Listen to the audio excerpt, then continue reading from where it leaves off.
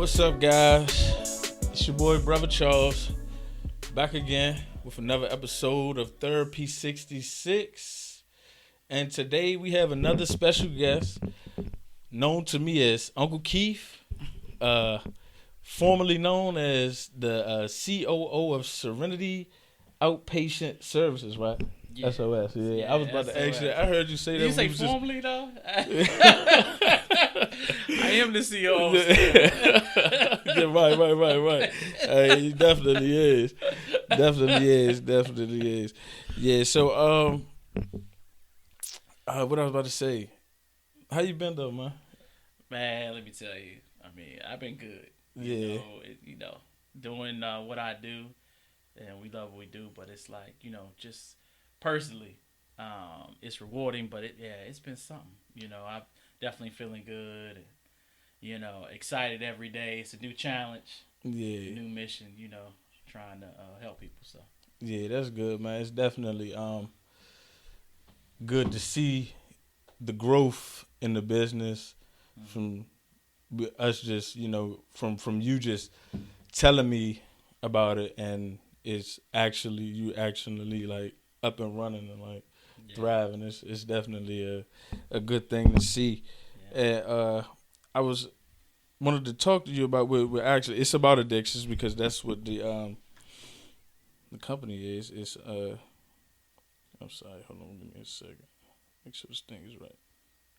So I actually wanted to start off talking. I mean, just give I guess a brief testimony about me, because I was actually had an alcohol addiction. So I just wanted to start there and just tell my story of how I didn't even actually know that I was addicted to alcohol.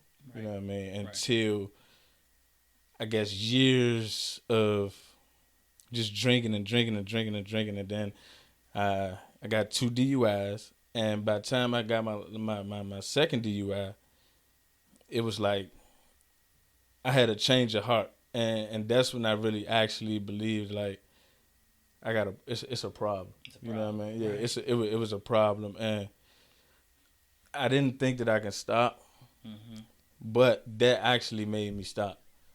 The second DUI, because it was so many things like that played a part into it, as far as money, with court costs and tickets, you know what I'm saying? So that really woke me up and changed my mind. So, and it was just I don't know. It was God. It was God's way of telling me it's time. You know what I mean? It's time to change. Yeah, it's time. And then from there, it's just been great, man. It's just like I've been working out, and I just feel better. You know what I mean? Overall, like I can get up in the morning. I couldn't, it used to be hard for me to get up, but I came so accustomed to feeling like that. Right. I thought it was normal. Right. You know what I mean? Like me getting up in the morning, I'm like just dragging and just like headaches. I guess I was immune to the feeling of feeling like that. But once I stopped, and then I stopped like after I got my DUI, but I did have a drink or two after. Right. And I felt the difference. Right. I was like, that's that drink. That be making me feel like that when I be getting up. So that's just a brief testimony. But my first question for you though, let me get my little tablet back out, because my other episode I got the phone. I'm like, man, let me get me something I can definitely read all. But my first question is like, so what are some different type of addictions besides obviously alcohol, or some addictions that you deal with, or the people that come through the program, like just different type of addictions? Yeah. So shoot, man, it's so many different type of addictions. Yeah. Man, let me tell you, there's the addiction of alcohol, like Charles was saying. But then there are people who are addicted on like opioids. There are people that are addicted on, to be specific, Percocet, marijuana. There are people who are addicted on, believe it or not, being enablers, like enabling people to keep in what they're doing in their addiction, whatever that might be. There's sexual addictions. Um, addiction can be anything. Honestly, addiction can really be anything. Right. Anything that you, I like to say it like this: anything that you can't um, stop doing for a week, Mm-hmm. think of it as an addiction almost, right? Mm-hmm. If I literally can't stop doing it after a week, or 2 weeks, or 3 weeks, or a month, then I'm probably addicted. Right. And Right. that, like again, that could be anything. Right. But we've dealt with a lot of alcoholism, especially since the pandemic, because a lot of the stores, the liquor stores were open during the pandemic. Right. So addiction just happens because of addicted behaviors. It's a behavior thing. Right. So it's a way of coping with problems, right? And unfortunately, people use substances and they become addicted to it because that's their coping mechanism. Right. And so that's what we see as Serenity Outpatient Services. A lot of people who have addictions, one addiction or another, whether it's alcohol. And the funny part is, a lot of people don't even think that alcohol is a drug because of the way that it's portrayed. Definitely with TV and programs. The Super Bowl, everybody got a drink. Mm-hmm. You know what I mean? Go to a party, you have a drink. Right. And it's all over the TV, right? Mm-hmm. But alcohol can be very detrimental to your health. A lot of people don't promote that because it's a lot of money in it. It's a lot of money in alcohol. Right. So they're not against it. But anything that you do excessively and no balance in your life is bad for you. Right. And so down to alcohol or anything else like that. So with what you were saying, like with anything you do more than a week and without stopping or can't stop, that was another question of mine. Like, so do you think that people will?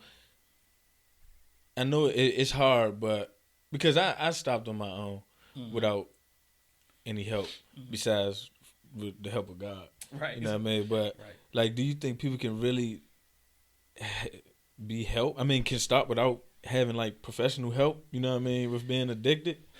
So I'm glad you brought that up. Yeah. So it's like some people, they have different addictive behaviors, right? Mm-hmm. And what it is, it's not that people can't do it on their own.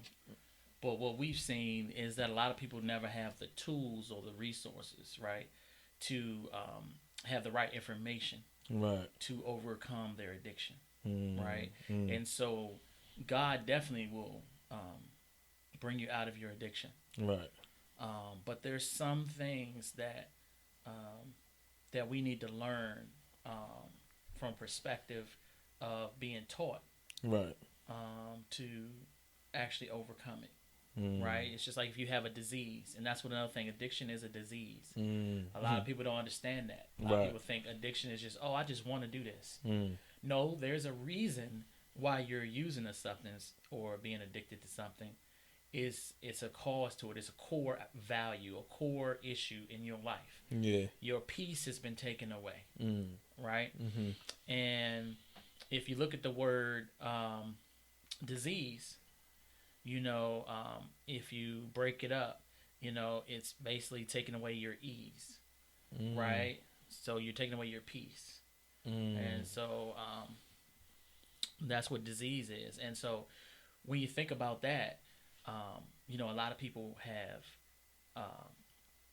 issues with this disease called addiction.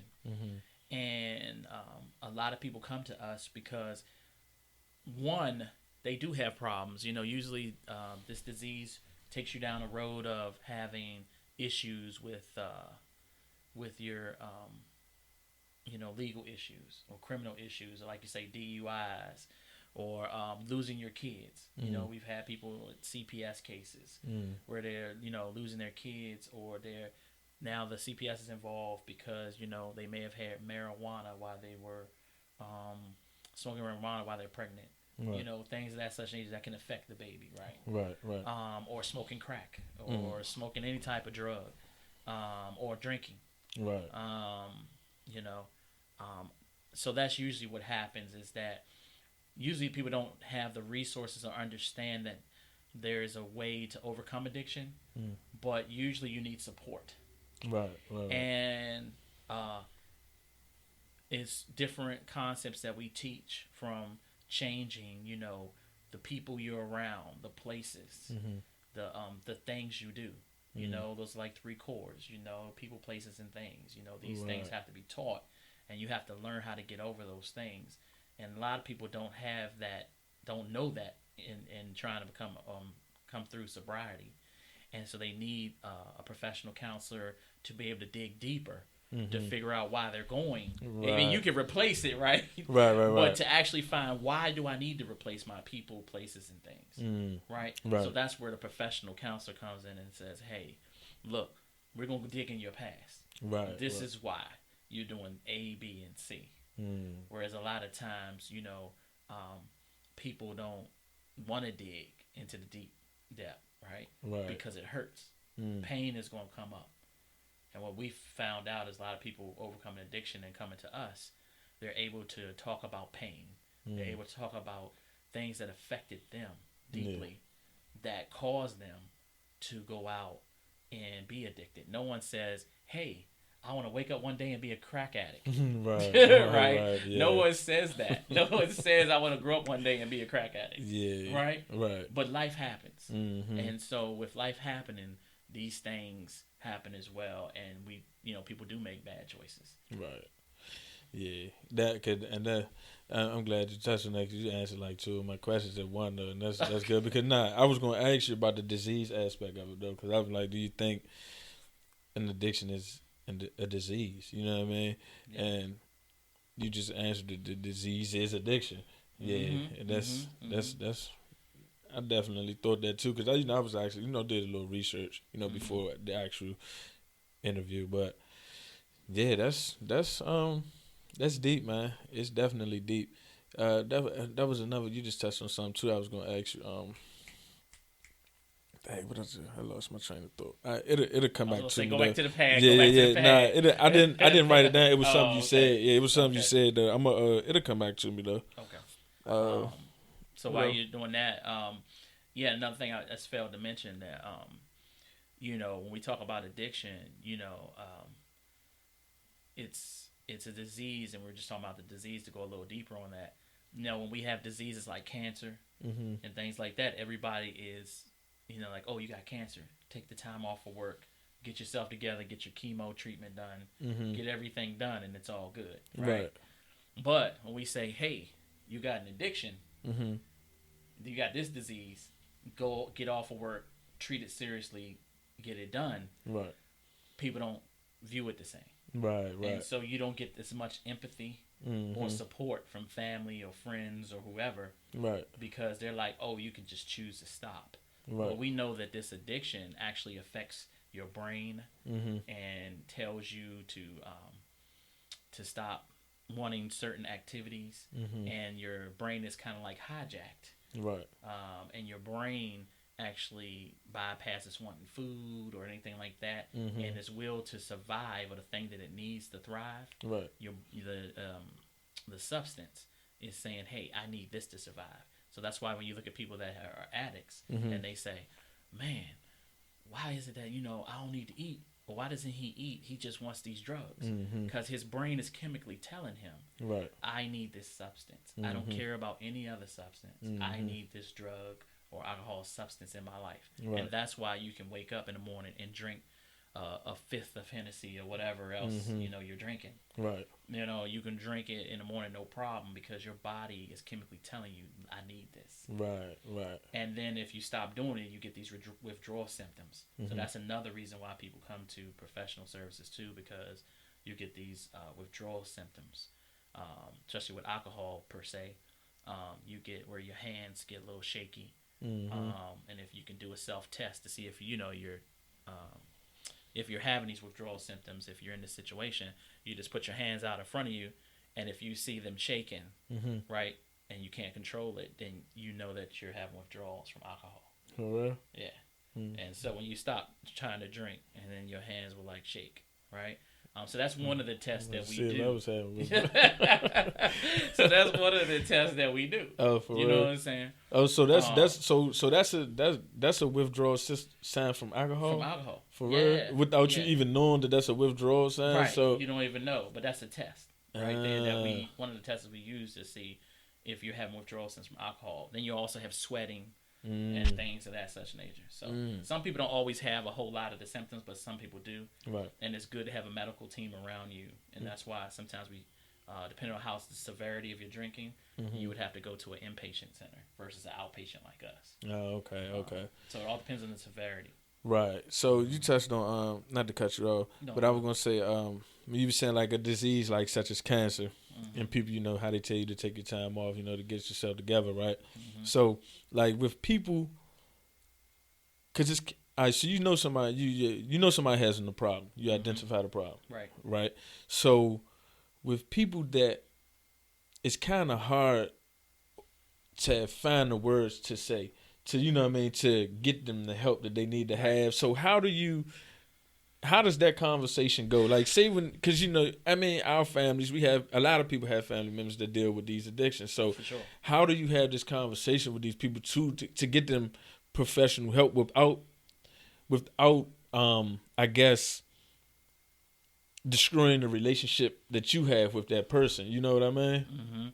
So I guess one of the things I would say is, and it's very difficult, it's not an easy answer, right? I wish it was. I wish that I had the magical words to tell you, and but there's really no great answer to that. The only thing you can do is, out of love and support, is have like an intervention, right? So that means that your family members, people that they respect and love. Maybe that's a mother, maybe that's a grandmother, maybe that's aunt, uncle, whoever. But you have more than one person. Right. Because usually, if you just tell your side as one person, they can say, "Man, my uncle's tripping. He think I got a problem," and it's just one person. So the addictive behavior and the addiction is already have you thinking cloudy. Right. Your clarity of thinking is not clear when you're in addiction. Right. So you're already cloudy minded. So you're not even understanding what's really going on. Right. Then on top of that, it's just one person telling you. So you're like, well, it's just him. It's no one else. So I can only tell you from what I've seen with different people. I know one guy that actually, one of his family members, he was just like, hey, man, you gotta get yourself together, man. Because every time you get money, you're going to get high. And you got a kid and family and things of that nature, right? So I think for him, the conviction of his family, of having a child, that type of thing, his uncle coming to him and telling him he had an issue, that helped. Right. And it honestly takes the addict to actually come to the realization, I need to change. We can try to help them as much as we want. We can bring it to their attention. We can show them the evidence. It's just like anybody else. If you get caught doing something, people can show you evidence all day, but until you're ready to change, no one can force you to change. And that's the hardest part about being a loved one, dealing with someone with an addiction, because you want them to do the right thing. You want them to get better. Just like if they had cancer, you want them to get better. But at the end of the day, if they don't choose to get better, then you feel convicted or obligated, and feel like, man, I'm letting them down because I said something wrong. I didn't do what I was supposed to do. But the reality is they have to want to take the first step. And that first step is never easy. So the best thing you can do by supporting them is taking them to the inpatient center. Take them to the hospital. Take them, call on the phone and find some place for them. And then take them there, support them in that way. Walk, go with them, and they're going to have to still say that they want to go in, but be there with them so there's no turnaround. So there's no excuse. They won't be like, oh, I'm going to go, and then they never go. Right? This way, you're with them. You're walking them to the door. Look, I love you. We're going to do this together. I'm not leaving you. I'm here for you. You have any problems in there or anything happen, you know, I got the phone number. I'm going to call you. Right. I'm going to check up on you. I'm going to talk to your counselor or your inpatient specialist. Right. And I'm going to find out what's going on with you while you're in there. So I think that support there is the best way to do it, just to take them and have that conversation with the group or intervention. Yeah, because that's a difficult conversation, man. It'd be a conversation. Those are one of those conversations that you like don't like to have, but really need to have. You know what I mean? Yeah. It's definitely hard because then especially when somebody don't want to like stop. You know what I mean? Because I mean, you guys, my mother. I used to tell my mother, and my sister. I used to tell them, I ain't gonna never stop drinking. Right. Like I didn't see it. I didn't see it. You know what I mean? I'm like this. I'm grown. I know what I want to do. Right. And I'm gonna be drinking. And that's it. I don't see the end. Right. You know what I mean? The end is gonna be. I guess this is gonna be the death of me. Right. You know what I mean? And that was just how I thought about it then. Right. But that was just my flesh. Yeah. You know what I mean? And I wasn't. I knew God, but my relationship with God wasn't shaky. Yeah. Yeah. So yeah, that's definitely it's definitely good information. It was another thing too, though, that it's a question that's tied into it. But so that the addiction or drugs or whatever the substance may be, when it I was doing some research, so it rewires the circuitry in your brain. Right. So, do you think like from that, from the brain, from your brain being rewired? Is that the reason they don't see anything wrong? You know what I mean? That what's going on is not wrong? Well, again, remember, you have to get to the core issue. So, if you're trying to run from pain, all you want to do to cope, this is your coping mechanism that you've learned. So my coping mechanism, and I'm just going to use alcohol because that's what we've been talking about lately. But let's say drinking is my thing. So something goes wrong in my life. My natural reaction is to let me go get a drink. Right. Because that's how I cope with problems. Instead of learning how to cope with problems and feeling the pain. See, the problem is you don't want to feel pain. It's natural. No one in America or across the world says, oh, yeah, man, I want to get stabbed in the chest. Right. Yeah, let me be the first. Stab me right now, man. Right. No one says that. No. Who wants to feel pain? No one wants to feel pain. So what happens is, yes, the brain is hijacked. Is what we call it. Serenity, but it's hijacked, and it's saying, "I need this." Right. So there's a chemical dependency part, but there's also an emotional attachment to the addiction. So you got this emotional attachment, and you got this this chemical attachment. So once you go into inpatient, you can get rid of that chemical detachment, but now you have to learn to get rid of the emotional attachment. Right. And this happens from what we call triggers. So you have internal triggers and external triggers. Okay. Right, makes sense. And so, depending on what the trigger is, someone can get you very angry or whatever. That's an internal trigger, and that's going to cause you to want to drink. Not that you got to drink, right? Once you've already detoxed and you've gotten rid of all the things, right? As far as the chemical dependency, right? But now you want to, because someone made you angry, I'm going to go drink because I'm emotionally had an internal trigger happen, and the only way I know how to deal with that pain is to drink. Right. The problem with drinking is the drink is depressant. So all you're doing is while you think you're helping yourself, you're just getting more depressed. Right. When you keep drinking. Right. It just depresses you. Yeah. Exactly. So back to the original question of do they think what's going on is okay?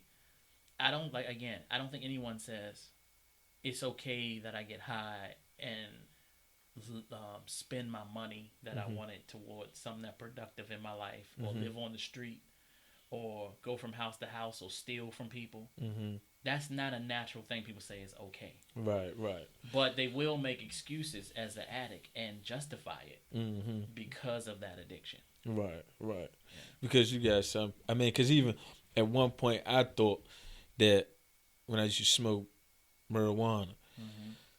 I used to think that, well, it's around the culture that it's natural. It comes from the earth, so Mm-hmm. it's not. You know what I mean? Can't be bad. Right. So, Mm-hmm. and that's just the culture around it. And I used to think that too. So, and that, I guess my question probably was just around the marijuana part of it. When people say, "Oh, it's not bad," man. Yeah. When you're using it like that, you know what I mean?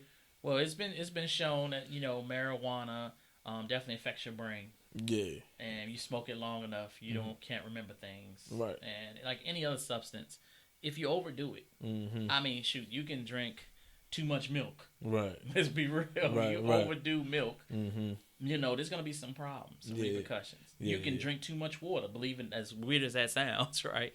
But you can drink too much water. Right. Right. Yeah.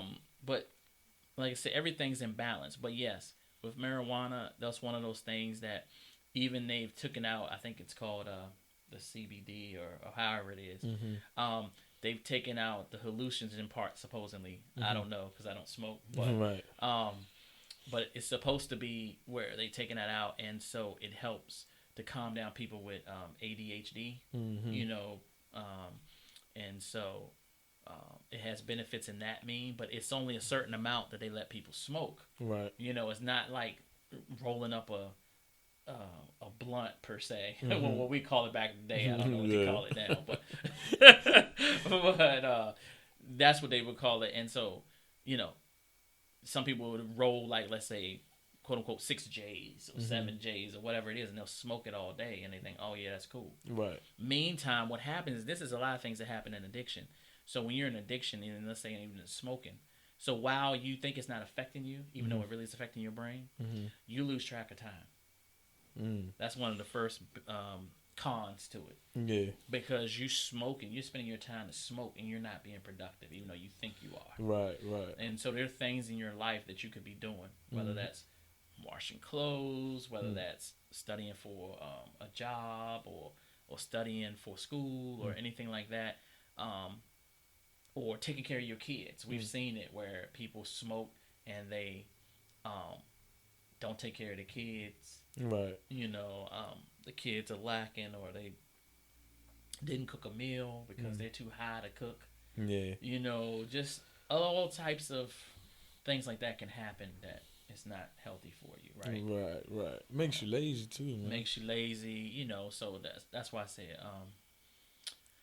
there's really not a whole lot of good to me in marijuana. I do understand that there are those that are advocates. I get that. And I do know, like I said, people with ADHD, it might help them a little bit versus taking the normal prescription drugs. But besides that, I don't see a benefit. Any type of benefit from marijuana. Right, right, right. So, with the, like we were saying, you have to get to the core issue, right, of what's driving them to get to that thing. So, do you believe, or is it possible, like, that the addiction could be a generational curse? Definitely. So, addiction runs in hereditary in people's backgrounds. Right. So, the disease, and I think I touched on this a little bit, but the disease, if you break it apart, it means dis, the word dis, D-I-S, and then ease, right? So the disease is taking away somebody's ease, right? And so there's a core issue, there's a problem, there's a core issue that needs to be handled. What happens is, because the question would be, why isn't everybody an addict? Right. You know what I mean? If alcohol is so bad, how come everybody ain't an addict?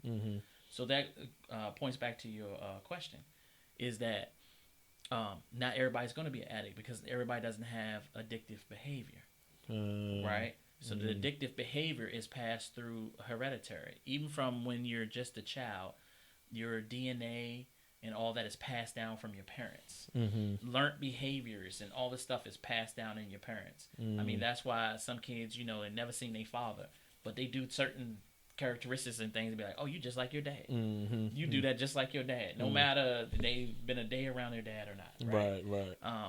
So things are passed through hereditary. So the first thing you should do probably, especially if you thinking about, you know, am I addict or have I have any addictive behaviors? Let me look at my generation before me.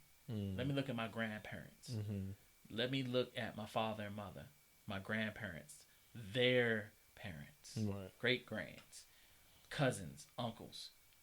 And the reality is, you're probably going to find somebody that had, even in your case, you'll probably find somebody that had an alcohol problem, that was drinking. Yeah. And if it was in your parents, it may not have been your parents, but it could have been your parents' parents, grandparents, yeah, right? And it's passed down.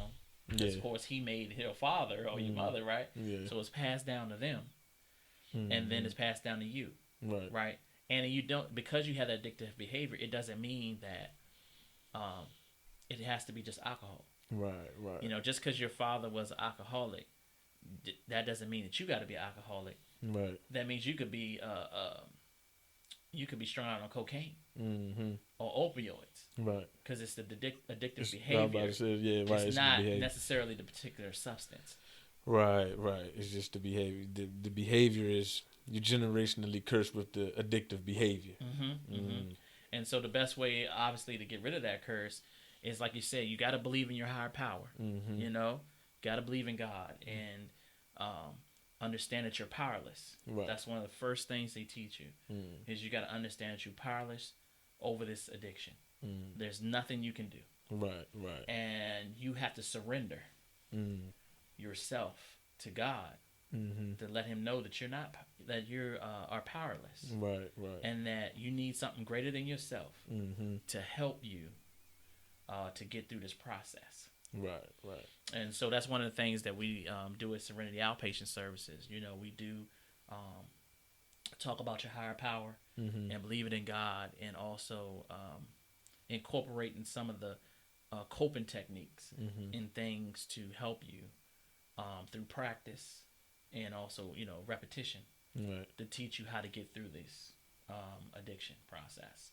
And the hope is that once you get through it, even though it's in your bloodline, you know how to cope with it, and you're learning, and your chemical makeup learns all the time. You know, your brain always learning. So those learned behaviors are going into your body and your mind, and those chemicals are going back through your body.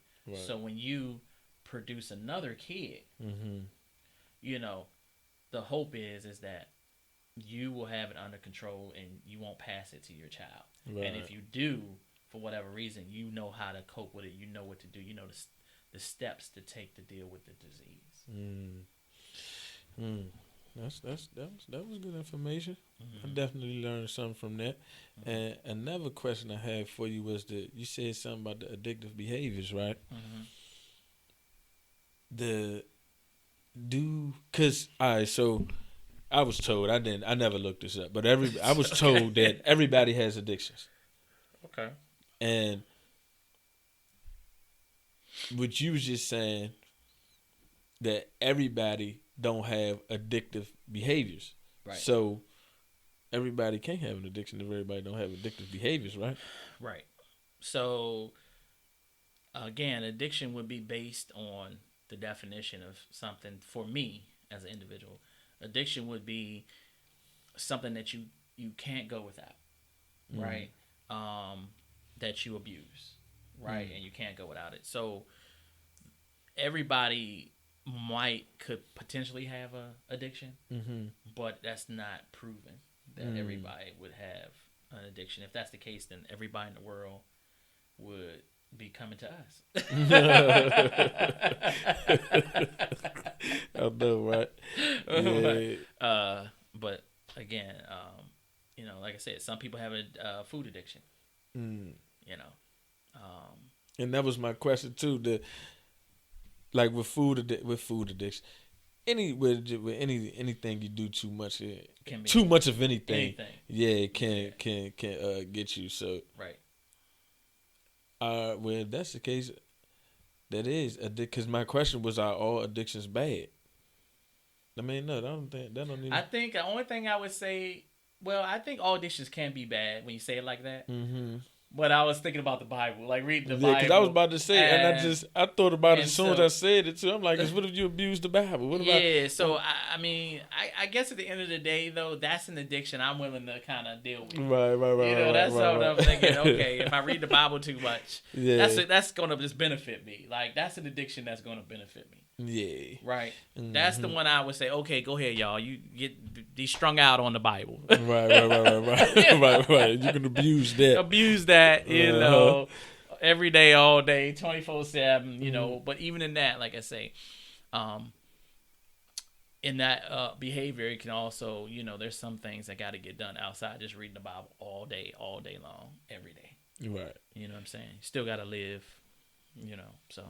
Yeah. But yeah, that's an addiction. I can kind of say, yeah, that's what's up, man. You answered all my questions without me even having to go back to, because as you was talking, you was saying stuff, and it brought the question right up. I was like, okay, there you go, you on point. Yeah, we definitely heading in the right direction.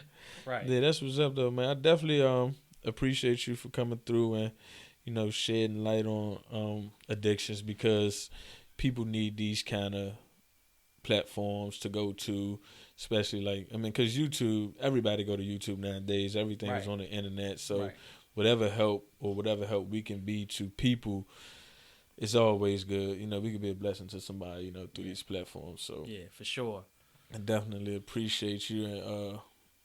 And if anyone did need any kind of services like that with dealing with addictions or anything like that, we do have Serenity outpatient services. Yeah. I'm gonna put it somewhere right here on the in the description. I'm gonna put your link in the description of the video too. So yeah, if anybody did need that, because I know people still need it. I mean, a lot of people don't want to come out and say it, but man, if you need help, man, it's seek professional help. And if you think you can do it on your own and you still ended up, you know, because that's the big train. The big thing. Yeah, you know, is. A lot of people think they can do it on their own, and some people can. Right. Let's be real. Some people don't have to come to Serenity Outpatient Services or go to an inpatient service. Mm-hmm. Some people don't. But it's a majority of people that do, and that's why these services exist. Mm-hmm. And we have a lot of people that we've seen come through the doors. Yeah. You know, by the hundreds. Right. So there are a lot of people that do benefit from the services. And one thing I'd like to mention too, just about Serenity Outpatient Services, is, you know, we're a faith-based service, and we definitely keep our numbers kind of small, because we like to do face-to-face or in-person type of services, where, you know, people can we can get to know everybody, you know, on an intimate level, and not just, you know, have hundreds and hundreds of people in the room, and just, you know, you don't know who the person is, you don't know what's going on. So with us, we tend to know everybody that comes through our doors, and so we do that on purpose, just so we can really get to the core issues, because that's really where the issue lies. What is the core issue? Why are you not connecting with your higher power? And then what is the core issue in that? And what are you suffering from? And some people, it's trauma. Some people, honestly, it's trauma. Things that happen in their childhood, you know, that they need to get through. And in this age of everybody now learning about mental health and different things in that nature, people are turning to counseling more and more now. So definitely I would encourage it. It's a good thing. It's not a bad thing. It's not taboo. It's just another type of way to treat a disease. You know, of course, I always recommend prayer and talking to God. But God also set up systems in place to help people across the world. So We thank you for coming through. Oh, I got a devotion I want to read too. I seen it. I was reading the Bible, so I'm gonna lead it out. I'm gonna close out with this devotion on addictions. Where is it? Yeah, we usually close out with a devotion. Yeah. Let's see. Where's that? Mm-hmm. It was good too.